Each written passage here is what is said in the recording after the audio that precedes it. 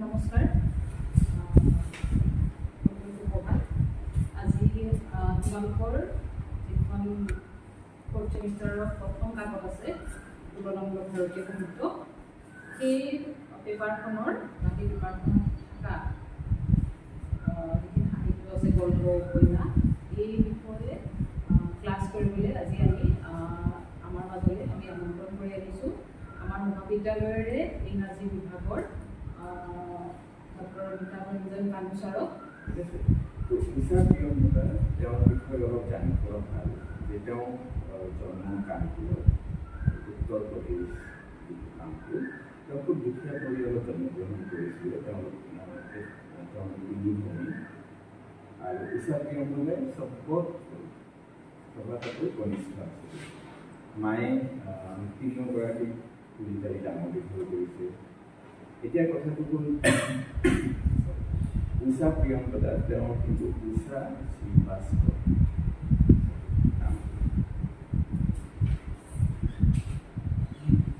কিন্তু চোৱা যেতিয়া লেখিকা হিচাপে নিজৰ নামটো লিখিব লগা হ'ল পেন নেম হিচাপে নিজৰ মাৰ নামটো লিখিবলৈ উষা প্ৰিয়মৱদা দেউতাৰ পৰা আহৰণ কৰা যিটো উপাধি আছিলে তেওঁ এৰি দিলে। তেওঁ কিমান ষ্ট্ৰংলি কিমান কি বুলি কওঁ সবলভাৱে তেওঁ নিজৰ তেওঁ পিতৃসত্তাৰ যিটো ডমিনেঞ্চ সেইটো কিন্তু তেওঁ আঁতৰাই দি মাৰ পৰিচয়টো ল'লে আৰু মাৰ নামটো নিজৰ প্ৰথম নামৰ পিছৰ নামটো মাৰ নামটো ৰাখিলে। মই এইটো জানি পেলাই ভাল লাগিছে এজন লেখিকা কেৱল লিখিলেই নহয় নাৰীৰ সংকট নাৰীৰ পুৰুষতান্ত্ৰিক সমাজত তেওঁলোকৰ যি বিপৰ্যয় সেইটোৰ বিষয়ে কেৱল লিখিলেই নহয় তেওঁ নিজেও তাৰে এটা উদাহৰণ হৈ থিয় হ'ব। তো উষা প্ৰিয়মৱদাই কি হ'ল ইংৰাজী সাহিত্যত তেওঁ এলাহাবাদ ইউনিভাৰ্চিটি এলাহাবাদ বিশ্ববিদ্যালয়ৰ পৰা তেওঁ মাষ্টাৰ্ছ কৰিছে। তাৰপিছত তেওঁ ব্লুমিংটন ইণ্ডিয়ানা বিশ্ববিদ্যালয়ৰ ফুল ব্ৰাইট স্কলাৰশ্বিপ পাই পেলাই তেওঁ তালৈ গুচি গ'ল পষ্ট ডক্টৰেট কৰিবৰ কাৰণে। তাতেই তেওঁ লগ পাইছিলে কিম নিলছনক আৰু তেওঁ তাতেই বিবাহ পাশত আবদ্ধ হয়। কিবা তোমালোকৰ এই সৰু সৰু কথাবোৰ এইকাৰণেই জানিবলগীয়া কাৰণ উষা প্ৰিয়মৱদাই নিজৰ জীৱনৰ বেছিভাগ সময় বা চাকৰি কাল তেওঁ আমেৰিকাত বসবাস কৰাৰ পিছতো তেওঁ ভাৰতীয় সমাজৰ যি নিউৱান্সেছ ভাৰতীয় সমাজৰ যি সম্পৰ্কৰ যি এনাজৰী বা যি এনাজৰীৰ যি সংকট পৰৱৰ্তী সময়ত সেইটো পোষ্ট কলনিয়েল এজত আমি এটা সংকটৰ মাজেৰেই আমাৰ সম্পৰ্কবোৰ পাৰ হৈ গৈ আছে বা পোষ্ট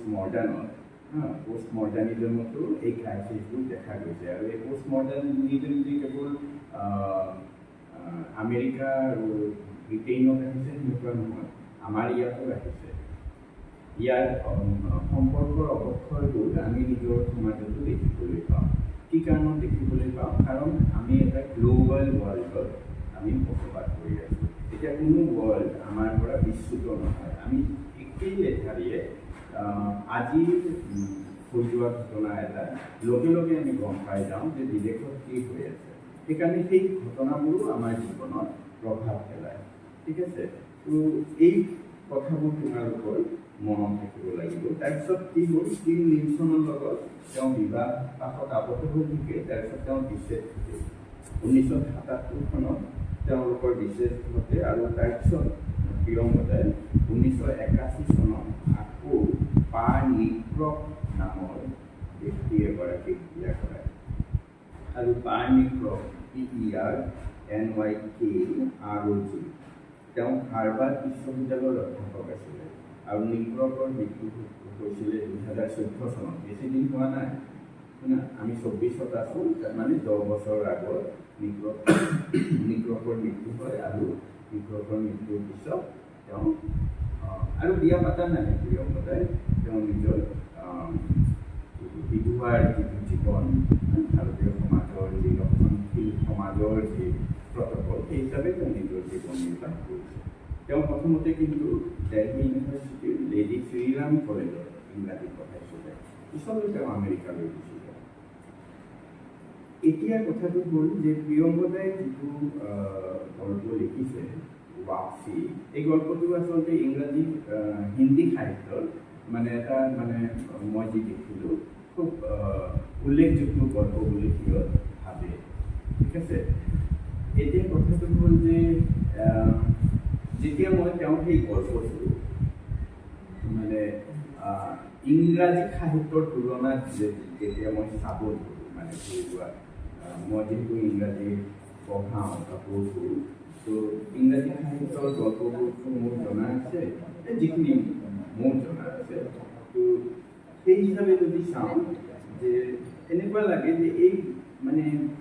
ইংৰাজী সাহিত্যৰ তুলনাত সেই যে মাষ্টাৰ পিচ যে হয় সেনেকুৱা নহয় কিন্তু গল্প। কিন্তু এই গল্পটো আচলতে উল্লেখযোগ্য গল্প এইকাৰণেই কাৰণ এই গল্পটো ভাৰতীয় সমাজক প্ৰতিফলিত কৰে। সেই সমাজ যি সমাজত আমিয়ে বাস কৰোঁ, আৰু এই সমাজটো ক'বলৈ গ'লে এটা এই গল্পটোৱে এটা প্ৰজন্মৰ ব্যৱধানত একেবাৰে নিৰ্দিষ্টভাৱে আমাৰ ওচৰত তুলি ধৰে। প্ৰজন্মৰ এটা ব্যৱধান। দেউতাই আগতে চাকৰি কৰিছিলে, ৩৫ বছৰ চাকৰি কৰিল, তাৰপিছত ঘূৰি আহিব, ঘূৰিও আহিল, বহু হেঁপাহেৰে ঘূৰি আহিল যে মই ঘূৰি যাম, মোৰ ল'ৰা ছোৱালী আছে, ইমান দিন যিহেতু মই সিহঁতৰ পৰা দূৰত আছিলোঁ, এতিয়া ঘূৰি গ'লে সিহঁতৰ পৰা চেনেহ পাম, সন্মান পাম। কিন্তু পিছলৈ দেখা গ'ল যে তেওঁ সেই সন্মান বা সেই আদৰ, সেই যতন তেওঁ নিজৰ পৰিয়ালৰ পৰাতো বাদেই দিয়া, নিজৰ ল'ৰা ছোৱালীৰ পৰা পাবলৈ অক্ষম। তাৰ কাৰণ বহুত থাকিব পাৰে। কি কি কাৰণত এই সমস্যাবোৰ আচলতে সৃষ্টি হয় সেইটো আমি জানিবলগীয়া। এতিয়া কথাটো হ'ল যে এই গল্পটো তোমালোকক কিয় দিয়া হৈছে? তোমালোক যিহেতু এতিয়াৰ চামৰ ল'ৰা ছোৱালী, তোমালোকৰ জীৱনতো এই সংকটবোৰ আহিব বা আহিছিল। আমি কেতিয়াবা নিজৰ মা পাপাক এনেকৈ কওঁ, তই নুবুজিবি, তই নাজানো, এতিয়া সেই আগৰ যুগ নাই। এই যে প্ৰজন্মৰ ব্যৱধান, এতিয়া কথাটো হ'ল যে এই ব্যৱধান মানে কিমান বছৰৰ হ'লে সেইটো প্ৰজন্মৰ ব্যৱধান বুলি আমি গণ্য কৰিম, ঠিক আছে। এটা ষ্টাডিয়ে কৈ আছে এটলিষ্ট ২৫ৰ পৰা ৩০ বছৰ এটা গেপ থাকিলে সেইটোক আমি প্ৰজন্মৰ ব্যৱধান বুলি কওঁ, ঠিক আছে। এতিয়া কথাটো হ'ল যে তোমাৰ ছিনিয়ৰজন ধৰিবা ২-৩ বছৰ ডাঙৰ তোমাৰ, তেওঁৰ লগত তুমি এই ক্ৰাইচিছটো, এই সংকট, এনেকুৱা ধৰণৰ সংকট নাহিব আৰু এইটোক তোমালোক প্ৰজন্মৰ ব্যৱধান ক'ব নোৱাৰা। কিছুমান ষ্টাডিয়ে আকৌ কয় যে প্ৰজন্মৰ ব্যৱধানটো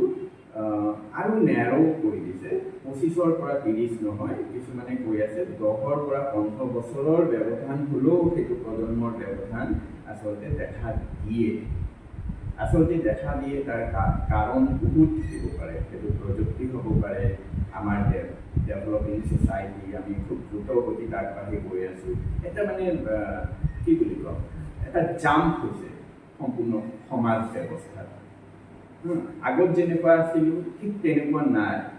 আমি আগতেই যেনেকৈ জীৱন যাপন কৰিছিলোঁ ঠিক তেনেকেই এতিয়া আৰু জীৱন যাপন নকৰোঁ। এতিয়া চব বস্তুৰে এটা শ্বিফ্ট হৈছে, যিটো আমি পেৰাডাইম শ্বিফ্ট বুলি কওঁ, সেই শ্বিফ্টটো হৈছে।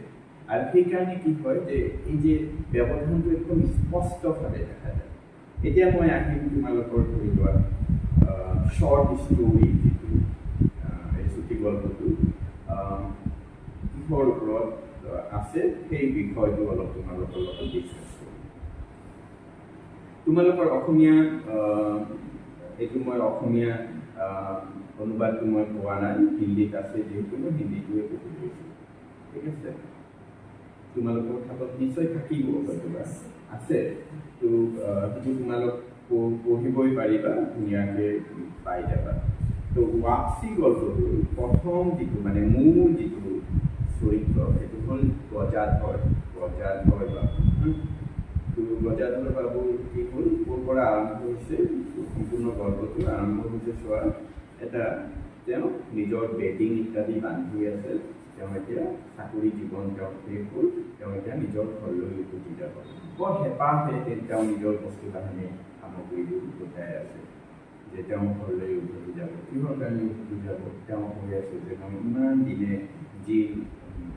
যি আপ্যায়নবোৰ মই মিছ কৰিছোঁ বা পোৱা নাই পৰিয়ালৰ পৰা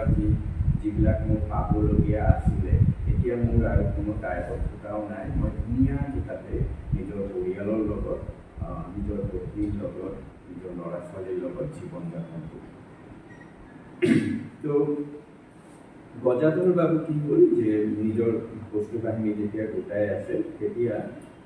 ইমান দিনে যি ৰেলৱে কোৱাৰ্টাৰত যে তেওঁ আছিলে তেওঁতো এজন কেয়াৰটেকাৰ আছিলে তেওঁ লগোৱা যিজন আছিলে তেওঁৰ নাম আছিল গণেশী ঠিক আছে তো সেই বস্তু বাহিনী যেতিয়া বান্ধি আছে তেতিয়া দেখা গ'ল যে তেতিয়া গণেশীয়ে কি কৰিলে বেচনৰ লাড়ু অলপ বনাই আনিছে পেক কৰা তেওঁ সেই লাগেজৰ ভিতৰত দিছে আৰু বাবু দিছে গজাধৰে তো গজাধৰে ক'লে যে তুমি কি আনিছা তো ক'লে যে আপুনি কি গুচি যাব পিছলৈ আমাৰো মনত থাকেনে নাই বা আৰু দেখা হয়নে নহয় কিন্তু আপুনিতো বেচনৰ লাড়ু খাই খুব ভাল পাইছিলে তো মোৰ পৰিয়ালে মোৰ পত্নীয়ে এইটো বনাই দিছে কৈছে যে বাবুক দিবা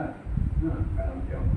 ইমান দিনেতো মোৰ হাতেৰে বনোৱাটোৱে খাইছিলে আৰু তেওঁ খুব ভাল পাইছিলে ইয়াৰ পিছত আমি দিব পাৰিমনে নাই সেইকাৰণে আপোনাক দিছোঁ তো সেই সময়ছোৱাত চোৱা কিমান হিউমেনিটেৰিয়ান মানে এটা বস্তু মানৱতা এটা ৰিফ্লেক্ট হৈ আছে ইয়াত হয় না আচ্ছা হোৱাৰ পিছতো কিন্তু চোৱা তেওঁ কিন্তু এই পুৰা এই চাকৰি কাল এনেকৈ ধৰি লোৱা খুব আন্তৰিকতাৰে যাপন কৰাৰ পিছতো ইমান ধুনীয়া ইমান ভাল লগা মানুহ এজন লগোৱা হিচাপে হোৱাৰ পিছতো তেওঁ কিন্তু যোৱাৰ প্ৰতি যি তীব্ৰ আকৰ্ষণ সেইটো কমি যোৱা নাই ঘৰলৈ উভতাৰ মানে হোম চুইট হোম বোলা যিটো টেগ আছে সেইটো কমি যোৱা নাই হোমটো এতিয়াও চুইট হৈয়ে আছে নহয় জানো তেওঁ যদি অলপো ভাবিল হয় মইতো আৰু এই বেচনৰ লাড়ু খাব নোৱাৰিম তাতে আৰু ইয়াতে থাকি যাওঁ চাকৰি শেষ হৈছে ক'ৰবাত ইয়াতে এটা ঘৰ ভাড়া এটা লৈ পেলাই ইয়াতে থাকোঁ গণেশীৰ পত্নীয়ে কমচে কম লাড়ুটো বনাই দিব আৰু মই খাব পাৰিম কিন্তু নহয় চোৱা ইয়াতকৈও ভাল লগা এটা কিবা আছে তেওঁ আকৰ্ষণ কৰিবৰ কাৰণে তেওঁ যাব খুজিছে তেতিয়া তেওঁ ক'লে কি যে তুমি নিজৰ ছোৱালীজনীক বিয়া দি দিবা এই আসনতে বিয়া দি দিবা কোনে কৈছে গজাধৰে কৈছে কাক কৈছে গণেশী ঠিক আছে তো কৈছে যে তোমাৰ যদি কিবা সহায় কৰিব লগা থাকে মোক ক'বা মই দিম কিবা এটা সহায় কৰি তেতিয়া গণেশীয়ে কৈছে যে হয় আপোনালোকেইতো আমাৰ সম্বল আপোনালোকেই আমাৰ সাহস আপোনালোক সহায়ৰ কাম আগবঢ়াই নিদিলে আমি জানো এইবিলাক পাৰ কৰিব পাৰিম ঠিক আছে দিয়ক মই চেষ্টা কৰিম এইবিলাক কৰোঁ ইয়াত চোৱা তাৰপিছত এই গল্পটোৰ অলপ টান লয় যে যেতিয়া বস্তু বাহিনীবোৰ যেতিয়া তেওঁ গোটাই নহয় লাহে লাহেতো কি হ'ব যি কোঠালিত তেওঁ ইমান দিন আছিলে সেই কোঠালিটো লাহে লাহে কি হৈ আছে শূন্য হৈ গৈ আছে তেওঁ বস্তু বাহিনী লৈ যাবগৈ হয়নে নহয় হয়তো বা বিচনা তেওঁৰ যিখিনি আচবাব পত্ৰ সেইবিলাক চব গোটাইছে একটা তেওঁ যাবগৈ তেতিয়া তেওঁ কৈ আছে যে কিমান পৰিচিত আছিলে মোৰ এই কোঠালিটো কিমান অপৰিচিত নিচিনা লাগি আছে এইটো হয় এইটো স্বাভাৱিক যি কোঠালিটো তুমি যেনেকৈ সজাই তুলিছিলা তুমি যোৱাৰ পিছত যদি সেই কথা কেৱল কোঠালিটোতো আৰু কোঠালি নহয় না মানুহ এজন যেতিয়া থাকে তাতে বহুত অনুভৱ থাকে মানে আমি যে কওঁ যে এটা ঠাই কিহৰ কাৰণে জীৱন্ত বা কিহৰ কাৰণে সি জীপাল হৈ থাকে only for its memories only because we have spend some quality times there আমি তাতে কিছু সময় ভাল লগা মুহূৰ্ত পাৰ কৰিছোঁ সেইকাৰণে সেইবিলাক খুব মৰমীয়াল হৈ থাকে নহয় জানো এতিয়া ধৰি লোৱা তুমি যেনেকুৱা নিজৰ গৌৰীপুৰৰ প্ৰতি যেনেকুৱা তীব্ৰ আকৰ্ষণ অনুভৱ কৰিবা সেনেকুৱাই এজন গুৱাহাটীত বসবাস কৰা মানুহজনে কোনটো ঠাইৰ প্ৰতি বেছি আকৰ্ষিত হ'ব নিজৰ ঠাইৰ প্ৰতি অথচ যি দূৰতে মানে গুৱাহাটী গৌৰীপুৰত হয়, গুৱাহাটী গুৱাহাটীও হয়, কিন্তু তেওঁৰ কাৰণে গুৱাহাটী যিমান প্ৰিয় গৌৰীপুৰ নহ'ব, মোৰ কাৰণে গৌৰীপুৰ যিমান প্ৰিয় গুৱাহাটী নহ'ব। বিকজ তাৰমানে কি এটা ঠাইৰ কোনো মূল্য নাই, আছে জানো? ঠাইৰ মূল্য নাথাকে, মূল্য থাকে আমি কটোৱা সময়বোৰ, আমি য'ত যেনেকৈ সময় পাৰ কৰিছোঁ সেই মেমৰিজবোৰক লৈয়েই আমাৰ জীৱন। উই লিভ ইন মেমৰিজ, ইংৰাজীত এটা কথা আছে যে আমি স্মৃতিত জীয়াই থাকোঁ। স্মৃতিবোৰেই আমাৰ সম্বল, অতীতৰ যিখিনি সময় যেনেকৈ পাৰ কৰিছোঁ সেইটোৱেই সম্বল। এতিয়া কথাটো হ'ল যে এই গজাধৰ যে ইমান দিন সেই কোৱাৰ্টাৰত আছিল, তেওঁকতো এইটো সম্বল হিচাপে আছিলে, তেওঁ কিয় উভতি যাব খুজিছে? নহয়, তেওঁৰ ইয়াৰ আগতো এই দিনটো ইয়াত যাপন কৰাৰ আগতো কি আছিলে? তেওঁ ইয়াৰ আগতো এটা জইণ্ট ফেমিলিত আছিলে, এনেকুৱা এটা ঘৰত আছিলে, বা যেতিয়া পত্নীজনীৰ লগত আছিল, ল'ৰা ছোৱালীবোৰৰ লগত একেলগে তেওঁ সময় পাৰ কৰিছে। এনেকুৱা এটা সময় যেতিয়া তেওঁ চাকৰি পৰা যেতিয়া নিজৰ অফিচৰ পৰা যেতিয়া ঘূৰি যায়, চাই যে পত্নীজনীয়ে একদম উদ্গ্ৰীৱ হৈ থাকে, তেওঁলৈ পাত চাই থাকে,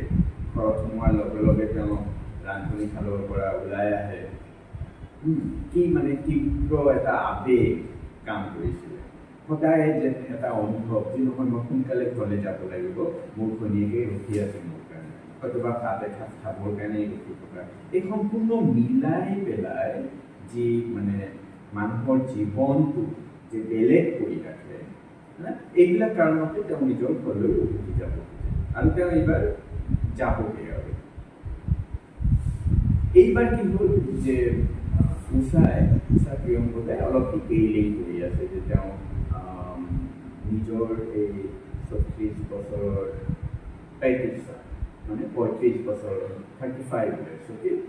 ৩৫ বছৰৰ এই চাকৰি কালত তেওঁ কি কৰিছে? তেওঁ চহৰত এখন ঘৰ, আটকখন ধুনীয়া ঘৰ বনাই দিছে, নিজৰ ল'ৰা ছোৱালীবোৰক ভালকৈ পঢ়াইছে লিখাইছে, আৰু তেওঁৰ ডাঙৰ ল'ৰা যাৰ নাম অমৰ, তেওঁ বিয়া দিছে। তেওঁৰ ছোৱালী এজনী কান্তি, তাইকো বিয়া দিছে, দুটা আছে, আৰু নৰেন্দ্ৰ আৰু বসন্ত। ঠিক আছে, তেনেহ'লে আমি কি চৰিত্ৰ পাই আছোঁ মনত ৰাখিবা। ডাঙৰ ল'ৰাজনৰ নাম হ'ল অমৰ, ঠিক আছে, আৰু সৰু ল'ৰাজন যাৰ বিয়া হোৱা নাই এতিয়াও, তেওঁৰ নাম হ'ল নৰেন্দ্ৰ। তেওঁৰ এজনী ছোৱালী আছে, ছোৱালীজনী সদ্যহতে হয়তোবা স্কুল বা কলেজত পঢ়ে, তেওঁৰ নাম হ'ল বসন্ত। এতিয়া কি হ'ল, ঘটনাটো এনেকৈ যায় যে তেওঁ এতিয়া নিজৰ আচবাব পত্ৰ লৈ এতিয়া ঘৰৰ ফালে যাত্ৰা আৰম্ভ কৰিছে। তেওঁ ঘৰ গৈও গৈছে, ঘৰ গৈ যেতিয়া তেওঁ সোমাই চাই দেখি যে নৰেন্দ্ৰই যোৱা ৰাতি হয়তোবা মানে শিকাই কৈ আছে যে যোৱা ৰাতি হয়তোবা কোনো চিনেমা দেখিছিলে, ঠিক আছে, সেই চিনেমাৰ কোনো নায়কৰ অভিনয় তেওঁ কৰি যেতিয়া যায় তেতিয়া দেখে যে নৰেন্দ্ৰই এটা কিবা অভিনয় মানে নাচি আছে, এটা কিবা কৰি আছে, আৰু বসন্তী ছোৱালীজনী একেবাৰে মানে হাঁহি মানে তাইৰ মানে টপ নাই এনেকুৱা।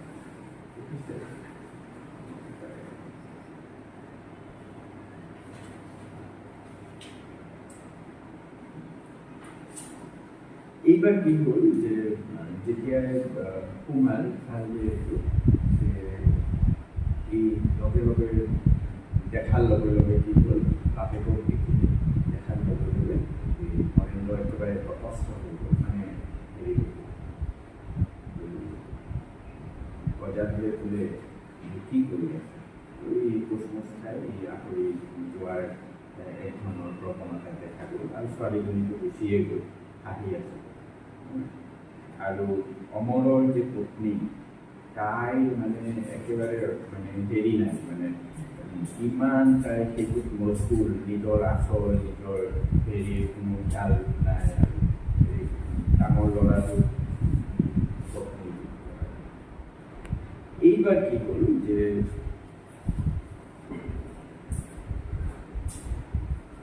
এই যে এই মানুহজন বজাৰ কৰে তেওঁ কি কৰিলে তেওঁ আহি এটা চকী আছিলে তাতে নিজৰ চেণ্ডেলযোৰ খুলি পেলাই খেলি দিলে এইটো ভিজুৱেলাইজ কৰাৰ এটা মানে থলুৱা হেৰি চেণ্ডেল খুলি লাহেকৈ চেণ্ডেলযোৰ ভিতৰৰ পাৰে খেলি দিলে যিটো আমি সাধাৰণতে কৰোঁ আৰু তেওঁ তাতে বহি থাকে কি হয় এই মুহূৰ্ততে মাকজনী আহি মানে বজাৰৰ পত্নী আহি বজাৰৰ পত্নী অহাৰ পিছত ক'লে যে এতিয়া ক'ত পৰিছ তাৰপিছত ই ক'লে যে ৰ'বা মই তাৰপিছত এই চাহ খাব চাহ আনি দিলে গৈ পেলাই চাহ কিটচেনত যেতিয়া ৰান্ধনি শালত যায় তেতিয়া দেখে যে বহু বাচন বৰ্তন এনেকৈ খুচৰি পৰি আছে তেতিয়া কয় যে মোৰ যে ইমান কাম কৰিব লগা থাকে পূজা মই দিব লাগে বাচন পত্ৰ ৰন্ধা বঢ়া কিমান কি কাম ঠিক আছে তাৰপিছত দেখা গ'ল যে তেওঁ যিটো বহা ঘৰ আছিলে যিটো চৰা ঘৰ তাতেই এটা চকী লগাই দিয়া হ'ল তেওঁ তাতেই থাকিল তেওঁ এতিয়া থাকিব লাগিব নহয় তেওঁতো ইমান দিন তেওঁ ৩৫ বছৰ কাল তেওঁ নাছিল তেওঁৰ থাকিব কাৰণে তেওঁ এতিয়া শুব ক'ত থাকিব ক'ত তো যিখন বহা ঘৰ চৰা ঘৰ তাতে বহু মানে সৰু এটা হয়তো বা চাৰ পাই বুলি কৈছে তাৰপিছত লগাই দিয়া হ'ল তেওঁ লাহে লাহে লাহে লাহে কি হ'ল যে তেওঁ দেখিবলৈ ধৰিলে বজাৰ কৰে যে ঘৰখন সেই আগৰ নিচিনা হৈ থকা নাই চব মানুহ নিজৰ নিজৰ খুব কামত ব্যস্ত তেওঁ যে অলপ আপ্যায়ন কৰিব তেওঁ যে অলপ খবৰ নিব এই বস্তুটো নাই পিছলৈ গৈ পেলাই কি হ'ল যে এদিন মানে ঘৈণীয়েকজনীয়ে ক'ল যে অমৰ আছে নহয় অমৰে মানে অমৰটো ডাঙৰ ল'ৰাটো অমৰ বেলেগ বেলেগ হ'ব বিচাৰে পৃথককৈ থাকিব বিচাৰে ঠিক আছে দ্বিতীয়তে হ'ল চোৱা কেনেকৈ সংকট আহিছে সম্পূৰ্ণ তেওঁ অহাৰ লগে লগে ইমান দিন একেলগেই আছিলে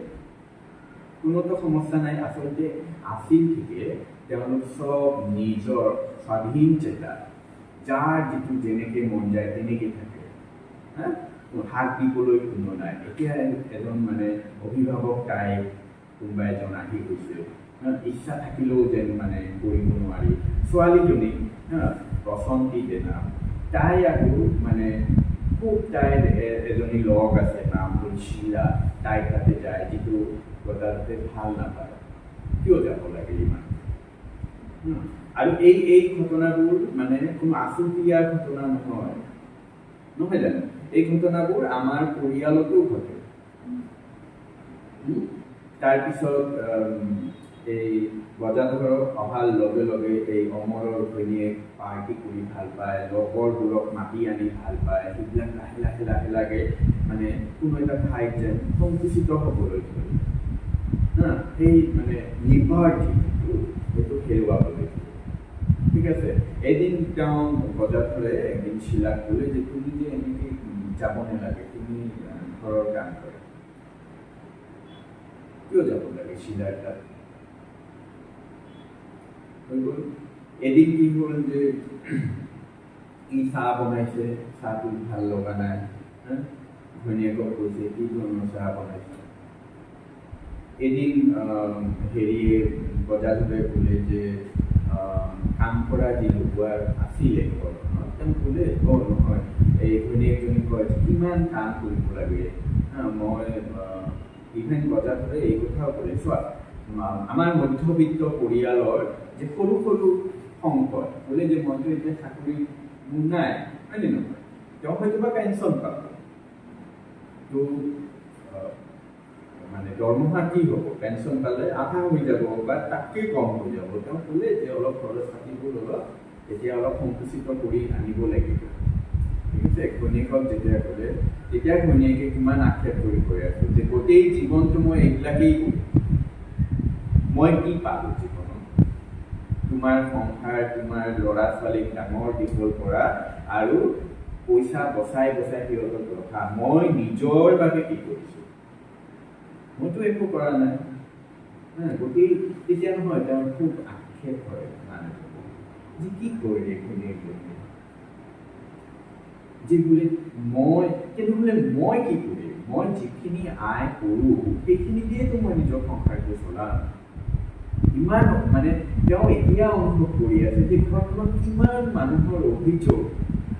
সব যেন সেই অভিযোগবোৰৰ মানে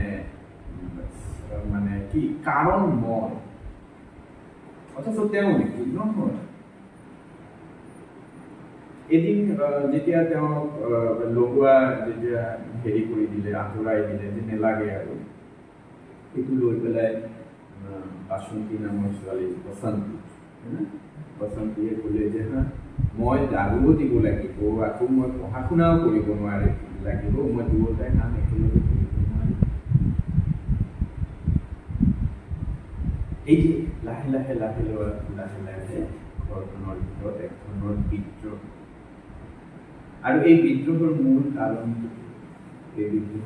কাৰণ মধ্যবিত্ত পৰিয়ালৰ আৰ্থিক অৱস্থা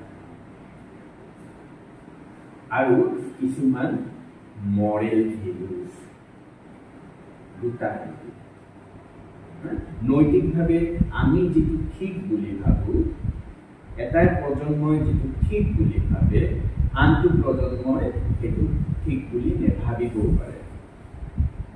এতিয়া বাপেকজনে যদি একদম ফ্ৰী কৰি দিলে হয় যে ল'ৰা ছোৱালীজনী ক'ত যায় যাওক একো নাই শিলাৰ তাতে যায় আমি ক'ত যায় যাওক শিলা তেতিয়াহ'লে বসন্তী কি হেপী হ'ল হয় সুখী হ'ল হয় কোনো আপত্তি থাকিলে হয় নহয় ই যে পৃথক হ'ব খুজিছে ই দেখিছে আৰু ঘৰখনত পঢ়া ঘৰখনত এতিয়া সৰুৰে কাঢ়ি থাকে মোৰ যি বন্ধু বান্ধৱ আহিব লগা থাকে তেওঁলোক ক'ত দেখিব এই যে এক ধৰণৰ মানে ক্ৰাইচিছ এটা সংকট সিহঁতৰ আৰ্থিক অৱস্থা ভাল থাকিলে নিশ্চয় সিহঁত বেলেগকে থাকিলে হয় ঘৰ এখনেই বনাই ল'লে হয় কিন্তু সেইটোওতো সম্ভৱ নহয় সঁচা অৰ্থত এটা মানে ভাৰতীয় সমাজক মানে এই ৱাপচি গল্পটোৱে ৰিফ্লেক্ট কৰে প্ৰতিফলিত কৰে পিছলৈ কি হ'ল চোৱা যে তেওঁৰ সেই চৰা ঘৰৰ পৰা এটা এনেকুৱা এটা কোঠা তেওঁৰ বিচনাটো লৈ থৈ দিয়া হ'ল যি বিচনাত বা যি কোঠালিত তেওঁ থাকিবই খোজা নাছিল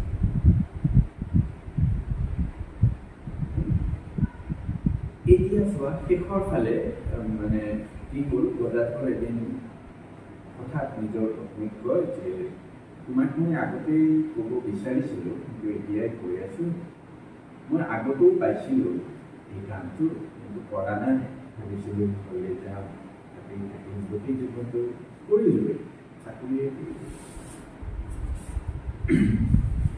কিন্তু মই এতিয়া যাব মই চেনীৰ এটা কোম্পানী ফেক্টৰীত মই কাম পাইছোঁ মই তালৈ যাব খুজিছোঁ তুমি যাবা নেকি পত্নীয়ে কয় মই তেনেহ'লে এই ঘৰৰ ইমান কাম ইহঁতে কোনে চোৱা চিতা কৰিব কোনে কৈ আছে পত্নীগৰাকীয়ে কৈ আছে চোৱা কেনেকৈ টাইম শ্বিফ্ট হয় যি পত্নীগৰাকী এদিন এসময়ত নিজৰ গিৰিয়েকৰ কাৰণে অপেক্ষাৰত হৈ আছিলে ৰান্ধনীশালত নিজৰ কাম কৰি থাকোঁতে সদায় মনটো উদ্গ্ৰীৱ তেওঁ কেতিয়া আহিব তেওঁ কেতিয়া মই চাহ জলপান যোগান কৰি দিম এই যে ভাল পোৱা এই যে আকৰ্ষণ সেইটো ক'ত গ'ল তেওঁতো একেথিৰে মানে লগে লগে মানি ল'ব লাগিছিলে হয় আপুনি য'ত যাব ময়ো যাম কিন্তু তেওঁ কি কৰিলে তেওঁ ক'লে যে পত্নীয়ে ক'লে যে মই কেনেকৈ যাম কিমান কাম কৰিব লগা থাকে এইবিলাকক কোনে চাব এইবিলাক কোনে চাব এতিয়া গদাধৰে ক'লে যে নহয় মই খুজিছোঁ যে হ'ব আৰু দেখা গ'ল যে তেওঁ গুচি গ'ল তেওঁ যেতিয়া গুচি গ'ল শেষৰটো শেষ গল্পৰ শেষটো আচলতে চুটি গল্পৰ শেষটোৱেতো মানে এনেকুৱা শেষ হ'ব লাগে যে মনটো জোকাৰি যাব তো এই যে গুচি গ'ল এইটো অসম্ভাৱিক একো নাছিলে এইটো এক্সপেক্টেড নহয় জানো এই যে পাঁচটো ক'ত দি আছে তেওঁ গুচি গ'ল যেতিয়া এতিয়া অমৰৰ ঘৈণীয়েকজনী ক'ল যে তুমি কি চিনেমা চাব মোক দেখাব মোক লৈ যাবা মই চিনেমা চাবৰ মন আছে লৈ যাবা তেতিয়া বসন্তীয়ে ক'লে যে দাদা ময়ো যাব আৰু পত্নীগৰাকীয়ে ক'লে যে এই যে কোঠালিটোত যে বিচনাখন যে পাৰি থোৱা আছে এইটো গুচাই দিয়াচোন ইয়াৰ পৰা একদম খোজকাঢ়িব নোৱাৰি ইমান ঠেক হৈ আছে ঠাইৰ ভিতৰত আৰু তাতেই গল্পটো পূৰ্ণতাই শেষ হয় ইয়াৰ পৰা এই যে কেনেকুৱা মচৰ খাই যায় নহয় মনটো তেওঁলোক অলপ সময়ৰ কাৰণেও নাভাবিলে যে ডেকাৰাই গুচি গ'ল কিমান দুখ কৰি গুচি গ'ল তেওঁলোক চোৱা পত্নীগৰাকীও চোৱা কোনো ধৰণৰ এটা বিলংগিং নাই যে সেই বিচনাটোকেই তেওঁ ইমান দিন আছিলে কেনেকৈ মই কৈ দিলোঁ যে এই বিচনাখন মই আঁতৰাই দি আছোঁ কেনেকৈ একদম খোজকাঢ়িব নোৱাৰি ঠাই ভিতৰত তো এতিয়া কথাটো হ'ল যে প্ৰজন্মৰ ব্যৱধান যে আচ্ছা পত্নীৰ লগতো প্ৰজন্মৰ ব্যৱধান হ'ব নালাগিছে ল'ৰা ছোৱালীৰ লগত হ'ল বাৰু নহয় জানো পত্নীয়ে কিয় এনেকুৱা কৰিব পত্নীৰ কি মানে কি বাধা আছিলে তেওঁতো গুচি যাব পাৰিলে হয় তেওঁতো সদায় নিজৰ গিৰিয়েকৰ সংগ দিব পাৰিলেহেঁতেন যি ভাল পোৱা যি মৰম যি আদৰৰ কাৰণে তেওঁ ইমান দিন হয়তোবা বঞ্চিত হৈ আছিল ইমান দিন কাম কৰি গ'ল এটা আশাতে যে এদিন হয়তোবা মই ঘূৰি যাম যিদিনা ঘূৰি যাম মোক চবেই আঁকোৱালি ল'ব অন্ততঃ পত্নীগৰাকীটো কৰিব পাৰিলেহেঁতেন তেওঁ কিয় কৰিব নোৱাৰিলে তেওঁ এগৰাকী সফল নাৰীৰ নেতৃত্ব কিয় দিব নোৱাৰিলে যে নহয় ময়ো নাথাকিম মই গুচি যাম তোমাৰ লগত কিয় নোৱাৰিলে জানা সমাজ ব্যৱস্থা তেওঁ সেনেকেই নিজকে গঢ়ি লৈছিলে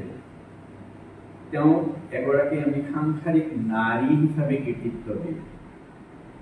এগৰাকী ভাল পত্নী হিচাপে কৃতিত্ব দিয়ে তিনিটা পত্নী হিচাপে তেওঁৰ দায়িত্ব আছিলে নিজৰ গিৰিয়েকৰ লগত গুচি যোৱা কিন্তু এগৰাকী ভাল মা হিচাপে হয়তোবা কৃতিত্ব দিয়ে যে ছোৱালীজনী আছে কেনেকৈ এৰি থৈ যাব এই যে এই বস্তুটো কিয় মানে প্ৰিয়ংকদাই এইটো কিয় ইয়াকেই কিয় শেষ কৰিব তাইতো সেই নাৰীগৰাকী পত্নীগৰাকী সবল নাৰী হিচাপে দেখুৱাবই পাৰিলেহেঁতেন কিয় দেখুৱাব নোৱাৰি আমি মানে যদি মানে এই গল্পটো যদি পঢ়োঁ কোনোবা এজনী নাৰীয়ে ঠিক আছে এইটোৰ পৰা কি মেছেজ থাকি যোৱাইতো এইটো ভাল এইটো থাকিয়ে গৈছিলে গদাধৰৰ ঘৈণীয়েকজনীটো থাকিয়ে গৈছিল মোৰ আৰু কি নহৈছে মই থাকিয়ে দিম আচলতে আমাৰ ভাৰতীয় সমাজ ব্যৱস্থাক এইটো প্ৰতিফলিত কৰে আমি কেতিয়াও এনেকুৱা বল নাৰীসকলে অন্ততঃ ল'ব পৰা জখাৰে সবল নহয় ঠিক আছে তো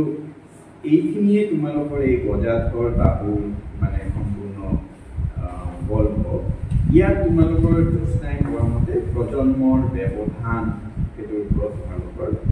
হয়তোবা প্ৰশ্ন আহে আৰু সেই প্ৰশ্নটো তোমালোকৰ আহিলে তোমালোক কেনেকৈ সেইটো ডিল কৰিবা চোৱা প্ৰজন্মৰ ব্যৱধান দুটা ভিন্ন প্ৰজন্মৰ বিশ্বাস আৰু আচৰণৰ মাজত থকা পৃথক চিন্তা দুটা প্ৰজন্মসমূহৰ মাজত দুই ধৰণৰ চিন্তা থাকিব দুই ধৰণৰ বিশ্বাস থাকিব ঠিক আছে আৰু অধিক নিৰ্দিষ্টভাৱে যদি কওঁ প্ৰজন্মৰ ব্যৱধানৰ সহায়ত নৱ প্ৰজন্মৰ সদস্য বনাম বয়সস্থ লোকে প্ৰদৰ্শন কৰা চিন্তা কাৰ্য আৰু ৰুচিৰ পাৰ্থক্যকে বুজায় কি বয়সস্থ লোকৰ যি চিন্তা যি কাৰ্য যিখিনি কাম কৰি আছে বা ৰুচিৰ যি পাৰ্থক্য মই যিটো কৰি আছোঁ মই যেনেকৈ কাপোৰ পিন্ধিছোঁ হয়তোবা আজিৰ প্ৰজন্মই সেনেকৈ কাপোৰ নিপিন্ধিব আৰু লগে লগে তেওঁ মানে আউটডেটেড হিচাপে এইটো কোৱালিফাই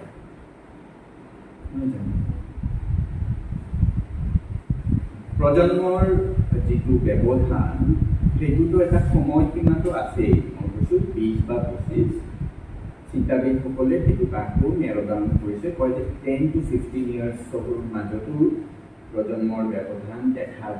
দিব ধৰিছে আজিকালি। এতিয়া ধৰি লোৱা গজাধৰ যদি ৰিটায়াৰ হৈছে 60 ইয়াৰ্ছ হ'ল, ঘৈণীয়েকজনী কিমান হ'ব 50 ধৰি লোৱা, এটলিষ্ট 10 বছৰ এটা ব্যৱধানটো থাকিবই তেওঁ যদি বিয়া পাতিছে। আৰু ল'ৰা ছোৱালীবোৰ কিমান হ'ব, হয়তো বা অমৰ 41, 42 ইয়াৰ্ছ, এনেকুৱা যদি হাইপথেটিকেলি এটা চিন্তা কৰা যায়। ছোৱালীজনী যিহেতু পঢ়ে কিমান হ'ব 18-19 বছৰ, তো 18-19 বছৰ আৰু 60 ইয়াৰ্ছ হৈ যায় 30 বছৰ এনে ব্যৱধান। পত্নীৰ লগত 10 বছৰৰ ব্যৱধান, এনেকুৱাও হ'ব পাৰে যে কম বয়সত যদি বিয়া হৈছে গজাধৰৰ লগত, তেনেহ'লে তেওঁৰ 20 বছৰমান ব্যৱধান আছে। তো এই যে প্ৰজন্মৰ ব্যৱধান, এইটোৰ কাৰণ বহুত হ'ব পাৰে। প্ৰযুক্তিৰ ব্যৱহাৰ হ'ব পাৰে, যোগাযোগৰ শৈলী হ'ব পাৰে, কৰ্মৰ যিটো মূল্যবোধ, আমাৰ সমাজৰ যিটো মূল্যবোধ এটা সময়ত যিটো আছিলে, সেই মূল্যবোধটো লাহে লাহে সেইটো পৰিৱৰ্তন হৈছে, অৱক্ষয়ো ঘটিছে। আনডাউটেডলি নিঃসন্দেহভাৱে অৱক্ষয় ঘটিছে। সামাজিক দৃষ্টিভংগী হ'ব পাৰে, সাংস্কৃতিক পৰিচয় হ'ব পাৰে, ৰাজনৈতিক বিশ্বাসৰ পাৰ্থক্যৰ বাবেও প্ৰজন্মৰ ব্যৱধান আনিব পাৰে। প্ৰজন্মৰ ব্যৱধানৰ ফলত কি হয়, ভুল বুজাবুজি হয়, উত্তেজনাৰো সৃষ্টি, মানসিক উত্তেজনা, সম্পৰ্কৰ মাজত এক ধৰণৰ টেনশ্যন সদায় ভিতৰে ভিতৰে এক ধৰণৰ টেনশ্যন, হয়তো বা কেতিয়াবা কৈছোঁ কেতিয়াবা কোৱা। আনকি তোমাৰ গদাধৰেতো নিজৰ ছোৱালীক এদিন যেতিয়া বাধা দিলে যে তুমি শিলাৰ তাত যাব নালাগে, তেতিয়া কি হ'ল, বসন্তীয়ে নিজৰ বাপেকৰ লগত কথাই পতা নাই, মোক ওলন্দাই বহি আছোঁ। তেতিয়া ঘৈণীয়েকজনী আহি কৈছে যে তুমি যে তাইক এনেকৈ কৈছা, তাই কিন্তু খুব দুখ পাইছে। আৰু তাৰ পিছৰ পৰাই গদাধৰে এইটো সিদ্ধান্ত ল'লে যে মই কাকো একো নকওঁ, পিছত দুখ পাব।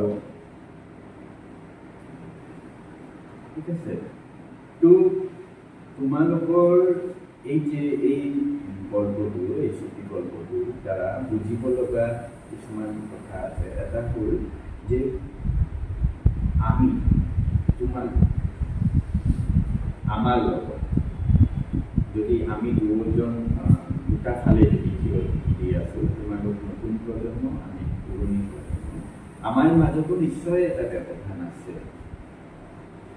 আৰু তোমালোকৰ মা দেউতাৰ লগততো প্ৰচুৰ আছে সেই ব্যৱধান। কিছুদিন যোৱাৰ পিছত লাহে লাহে আৰু বাঢ়িব, কমি নাযায়। তেনেহ'লে আমি এই গল্পটোৰ দ্বাৰা আচলতে সাহিত্য কি, literature is the reflection of the society. এইটো কোনো মংগল গ্ৰহৰ গল্প নক'ব, ই আমাৰ সমাজত হৈ থকা ঘটনাবোৰকে সজাই পৰাই ধুনীয়াকৈ কয়। এতিয়া কথাটো হ'ল যে ইয়াৰ পৰা আমি শিকিবলগীয়া কি আছে, বা যদি এনেকুৱা ধৰণৰ জীৱনত ক্ৰাইচিছ আহে, এনেকুৱা ধৰণৰ সংকট যদি তোমালোকৰ জীৱনত আহে, তেতিয়াহ'লে সেইটো কেনেকৈ এড্ৰেছ কৰিবা, সেই প্ৰজন্মৰ ব্যৱধানটোক কেনেকৈ এড্ৰেছ কৰিবা, কি কৰিলে সেই ব্যৱধান, বয়সটোতো নিজৰ কমাই দিব নোৱাৰা, কমাই দিব পাৰিবা, সেই সময়টোতো যি ব্যৱধানৰ যি সময় কাল, সেইটোতো ছুটি কৰি দিব নোৱাৰি। এই ব্যৱধানটো মানসিক, শাৰীৰিকটো হয়েই, মানসিক, বেছিভাগ মানসিক। তো এইটো আমি যদি এই ধৰি লোৱা যে এই ঘটনাটো তোমালোকৰ জীৱনতেই, তোমাৰ দেউতাই সেই ঘটনা হ'ল আৰু এই বসন্তীয়েই তোমাৰ, কেনেকৈ প্ৰপাত কৰিবা, কি কৰিবা? এই গল্পটো পঢ়াৰ পিছত এই সমান্তৰালভাৱে যদি এই ঘটনাটোৱেই তোমালোক সন্মুখীন হোৱা, তেতিয়াহ'লে বসন্তীৰ নিচিনাকেই যদি হয়, বা তোমাৰ দেউতাও মানে এনেকৈ ঘৰখন চাকৰি কৰি আহি শেষ বয়সত আহি আকৌ এনেকুৱা এটা পৰিস্থিতিত তেওঁ ঘৰখন এৰি আকৌ যাব লগা যদি হয়, তেনেহ'লে প্ৰিয়ম্বদাৰ এই গল্প পঢ়ি কিবা লাভ আছে? তেনেহ'লে সেইটো কেনেকৈ এড্ৰেছ কৰিবা, কেনেকৈ যদি জীৱনত এই ধৰ আমি সেইকাৰণেই সাহিত্য পঢ়োঁ। মই সেইকাৰণেই ভাবোঁ যে সাহিত্য পঢ়া ল'ৰা ছোৱালীবোৰ মানসিকভাৱে বহু ডেভেলপ, সিহঁত যিকোনো এটা সমস্যাৰ সমাধান বিচাৰিব পাৰে যদি, কাৰণ সেই সমস্যাটো সিহঁতৰ কাৰণে নতুন নহয়, তেওঁলোক পঢ়ি থৈছে। জীৱনত এই এনেকুৱা ধৰণৰ যদি সমস্যা আহে, তেতিয়াহ'লে তোমালোকৰ কাৰণে এইটো নতুন নহয়, নতুন নেকি? ধৰি লোৱা এই সমস্যাটোৱেই যদি আহে, তুমি যদি কোৱা যে নতুন, তেতিয়াহ'লে তুমি প্ৰিয়ম্বদাৰ এই ৱাপচি পঢ়ি একো লাভ নহয়। তোমালোক এনেকেই ভাবিব লাগিব, ৱাপচিত কি ধৰণৰ ক্ৰাইচিছ আহিছিলে, কেনেকৈ হৈছিলে। মূল কথা হ'ল, তেতিয়া যদি সেনেকুৱা ধৰণৰ এক ধৰণৰ জেনেৰেশ্যন গেপ যদি আহে, তাক এড্ৰেছ কৰাৰ মূল উপায় হ'ল ভুল বুজাবুজিবোৰ আঁতৰোৱা, একেলগে পঢ়া, কথা পতা, এৰা ধৰাৰ মাজত জীৱনটো মানে চলাই দিয়া। কোনো এটা ঠাইত তেওঁকো কিছু কথা ৰাখিব লাগিব, নিজৰো কিছু কথা এৰিব লাগিব। এইটো যদি আমি প্ৰিয়ম্বদাৰ এই গল্প ৱাপচিৰ পৰা যদি শিকোঁ, তেতিয়া মই ভাবোঁ যে প্ৰিয়ম্বদাই ৱাপচি গল্পটো লিখি পেলাই সফল বা তোমালোক পঢ়ি পেলাই সফল। নহ'লে একেধৰণৰ সমস্যাটো এই ধৰণৰেই থাকে আমাৰ জীৱনত, নহয় জানো? আমি যদি সেইটোক এড্ৰেছ কৰিব নোৱাৰোঁ, তেতিয়াহ'লে কোনো লাভ নাই। সেইকাৰণে খাদ্য